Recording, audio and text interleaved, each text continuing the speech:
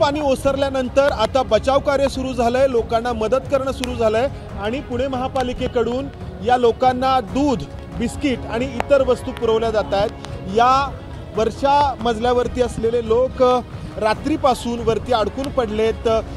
बेसमेंटमध्ये पाणी गेल्यामुळे त्यांना खाली येता आलं नाही, लाईट नाहीये आणि अर्थातच दूध आणि इतर वस्तू नाहीये। तर अशा पद्धतीने लोकांनी दोरी म्हणून या त्यांच्या कदाचित बेडशीटचा उपयोग केला आहे आणि त्याला बांधून ही पिशवी खाली सोडली आहे आणि तिथून हे दूध वरती नेलं जातं आहे। काका 2 पिशव्या दिल्यात, त्याच्यामध्ये 2 मला वाटते पुरेशा आहेत त्या, तर 2 पिशव्या त्यांना दिलेल्या। इथे जर आपण पाहिलं तर या ठिकाणी आणखी एका काकांनी ही जी पिशवी आहे ती खाली सोडलेली आहे आणि त्यातून हे जे दूध आहे ते वरती पाठवलं जातंय। आणखी एक पिशवी दुधासाठी लोकांनी खाली सोडलेली आहे। महापालिकेकडून या अशा पिशव्यांमध्ये दूध वरती पाठवलं जातंय।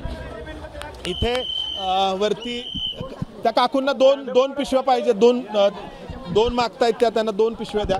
आणि बघा तर ह्या अशा पद्धतीनं दूध आणि पाणी देखील द्यावं लागतंय, कारण अनेक सोसायटींच्या ज्या पाण्याच्या टाक्या आहेत त्यामध्ये हे पुराचं पाणी गेल्यामुळे त्या पाण्याच्या टाक्या ज्या आहेत त्या स्वच्छ कराव्या लागणार आहेत। या दूध आणि बिस्किटांबरोबर आहे बघा, या इथे हे आणखी हे अशा पद्धतीनं दूध वरती लोकांना द्यावं लागतंय, कारण बेसमेंटमध्ये आणखी मोठ्या प्रमाणात पाणी आहे आणि दूध आणि बिस्किटांबरोबरच मेणबत्त्या देखील देण्याची वेळ आलेली आहे, कारण लाईट नाही आहे आणि लाईट लवकर येईल याची शक्यता देखील नाही आहे। तर महापालिकेकडून शक्य असतील त्या वस्तू लोकांना या ठिकाणी दिल्या जात आहेत आणि ज्यांना गरज आहे अशांसाठी शाळांमध्ये सोय देखील करण्यात आली आहे। तर हे लोक अशा पद्धतीनं या पिशव्या खाली टाकतायत आणि सोडतायत दोरीला बांधलेल्या आणि त्यानंतर महापालिकेकडून त्यांना ही मदत पुरवली जाते। कॅमेरामन अमोल गवाळेसह मंदार गुंजारी, एबीपी माझा, पुणे। एबीपी माझा, उघडा डोळे बघा नीट।